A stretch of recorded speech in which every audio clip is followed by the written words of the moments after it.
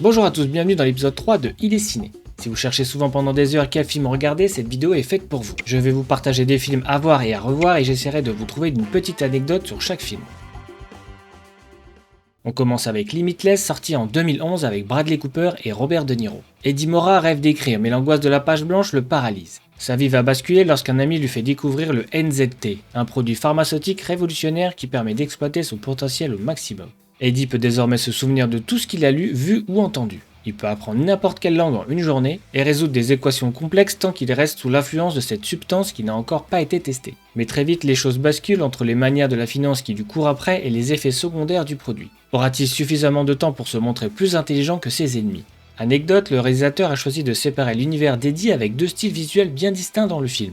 Une version normale avec une caméra à l'épaule avec une longue focale, ce qui donne une image brute, peu soignée, pas toujours très jolie. Et la version sous NZT avec une caméra stabilisée, des images plus lisses, plus léchées et une lumière plus douce.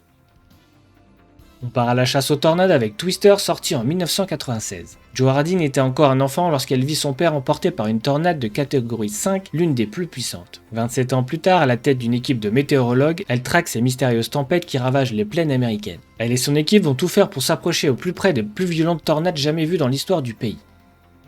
Savoir qu'au début du film, l'action se déroule en 1969. Le présentateur météo annonce l'arrivée d'une tornade de catégorie 5. Or, le classement de la force des tornades sur l'échelle de Fujita a été créé en 1971. Savoir aussi que Twister était le premier film hollywoodien à sortir en DVD.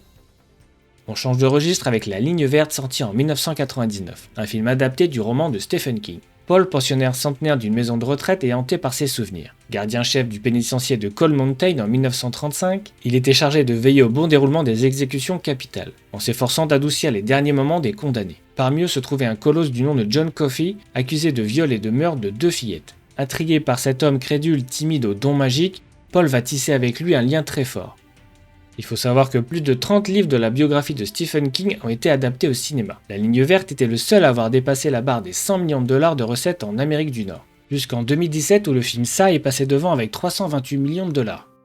Rares sont les personnes qui ont vu Le Tombeau des Lucioles sorti en 1988. Il raconte la vie en 1945 après le bombardement de Kobe.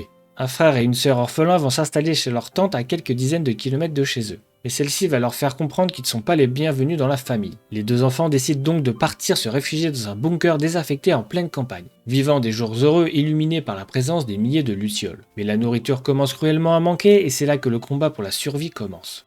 Anecdote, au début de son lancement au Japon, malgré d'excellentes critiques, il est jugé trop sombre et traumatisant pour les parents qui n'osent pas emmener leurs enfants. Seule la sortie conjointe de Mon voisin Totoro sauve le studio Ghibli de la faillite. Mais au fil des années, le film devient culte pour son histoire et ses dessins très précis.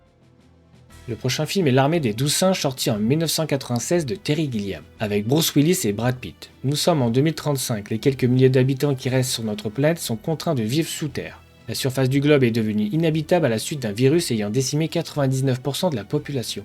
Les scientifiques mettent tout leur espoir dans un voyage dans le temps pour découvrir les causes de la catastrophe et la prévenir. James Cole est expédié directement en 1996, l'année du cataclysme, afin de comprendre l'application dans l'affaire d'une mystérieuse organisation, l'Armée des 12 singes. Dans une scène, on peut voir l'ombre d'un hamster en train de tourner dans sa roue projetée sur le mur. Cette scène devait à la base être tournée en 5 minutes, mais comme le hamster ne voulait pas bouger, cela a pris une journée entière à cause de la perfection de Terry Gilliam. Pour le reste du tournage, cette péripétie fut appelée le Hamster Factor. Il existe beaucoup d'autres anecdotes sur le film, je vous mets un lien si cela vous intéresse. On reste dans les années 90 avec Jean Reno et Nathalie Portman qui obtient son premier rôle au cinéma avec Léon de Luc Besson. Le film raconte l'histoire d'un tueur à gages répondant au nom de Léon, qui prend sous son aile Mathilda, une petite fille de 12 ans, seule rescapée du massacre de sa famille. Léon, sous l'insistance de Mathilda, va lui apprendre les ficelles du métier de nettoyeur. La fille pourra alors espérer venger son petit frère assassiné.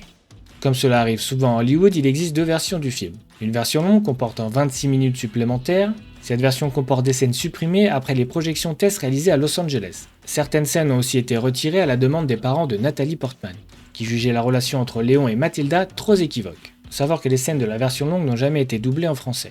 On passe à l'adaptation cinéma d'Astro Boy sorti en 2009. Toby pense être un petit garçon comme les autres, jusqu'au jour où il découvre qu'il peut voler, possède une force surhumaine et même des super pouvoirs. Apprenant qu'il est en fait un robot créé par un scientifique de génie qui le considère comme son fils. Mais il panique et s'enfuit, il va pourtant se rendre compte que sa ville Metro City a besoin d'un justicier et que son courage et ses pouvoirs font de lui un robot unique en son genre. Savoir qu'Astro Boy est l'adaptation du manga éponyme, publié à partir de 1952, créé par l'un des pères de l'animation japonaise, Osamu Tezuka, qui a aussi créé le Roi Léo, célèbre au Japon, et surtout par chez nous avec le Roi Lion qui a été l'inspiration principale, voire le plagiat de Disney, et qui n'a jamais été inquiété pour ça. Avez-vous déjà vu un film dans un film? Eh bien c'est le moment avec Tonnerre sous les tropiques sorti en 2008. Avec un casting d'enfer pour un voyage au bout de l'enfer. 5 acteurs aux égos surdimensionnés se retrouvent pour le plus grand film de guerre de tous les temps. Mais sur le tournage tout dérape, les caprices de stars, l'incapacité du réalisateur font grimper les frais à une allure vertigineuse. Au point que le studio décide de tout arrêter. C'est alors que Damien a l'idée géniale d'entraîner son équipe au cœur du Triangle d'Or pour une expérience de ciné-vérité d'un genre inédit, voire mortel. Anecdote, savoir qu'il existe un faux making-of de 30 minutes de Tonnerre sous les tropiques, intitulé Reign of the Madness, qui raconte le tournage mouvementé du film sur le film. On continue cette fois avec une histoire vraie, Tu ne tueras point, sorti en 2016 de Mel Gibson. Quand la Seconde Guerre mondiale a éclaté, Desmond, un jeune américain, s'est retrouvé confronté à un dilemme. Comme n'importe quel de ses compatriotes, il voulait servir son pays, mais la violence était incompatible avec ses croyances et ses principes moraux. Il refuse de tenir une arme ou de tuer une personne. Il s'engage tout de même dans l'infanterie comme médecin, mais son refus d'assouplir ses convictions lui valut d'être rudement mené par ses camarades et son commandement. Mais c'est armé de sa foi qu'il rentre dans l'enfer pour devenir l'un des plus grands héros de la guerre. Comme pour ses précédents films, Mel Gibson a privilégié les effets spéciaux physiques pour reconstruire l'horreur de la Seconde Guerre mondiale. Des innovations ont été mises au point spécifiquement pour le tournage. Par exemple, le principe de la boîte à bombes. La boîte à bombes consiste à une explosion placée dans une boîte en carton posée au-dessus du sol. Il contient également des débris sans danger qui sont propulsés dans les airs. Le dispositif contient aussi une substance qui produit un flash lumineux comme l'une des véritables explosions. Cela a permis aux acteurs de s'approcher à moins d'un mètre des explosions et aux réalisateurs de tourner des images stupéfiantes de réalisme. Pour le prochain, on s'arrête sur Danny the Dog sorti en 2005 de Louis Leterrier, avec Jet Li et Morgan Freeman. Danny a été élevé comme un chien dressé pour tuer. À 30 ans, il connaît de la vie que son maître, la pièce dans laquelle il est enfermé et les combats sanguinaires pour lesquels il est entraîné. Après un règlement de compte, Danny se retrouve seul, perdu. Il rencontre Sam et sa belle-fille musicienne. À force de patience et de gentillesse, Danny oublie l'apprentissage de la violence, mais sans pour autant l'oublier. Anecdote, la bande originale est signée Massive Attack qui a travaillé sur la musique pendant 3 mois à partir des images du film. L'un des membres explique qu'il existe une grande différence entre composer librement et composer pour un film. Pour un album, on se laisse porter par ses états d'âme et sa sensibilité. Dans le cas de Danny, il fallait se nourrir de l'histoire, des ambiances et se laisser porter. Pour la suite, j'aimerais vous faire participer. Notez dans les commentaires un film qui mérite sa place pour le prochain épisode, et celui qui aura le plus de j'aime sera choisi comme le 11e film de l'épisode. J'espère que cette vidéo vous a plu autant que la précédente, n'hésitez pas à vous abonner, à liker, à partager la vidéo, et je vous dis à la prochaine.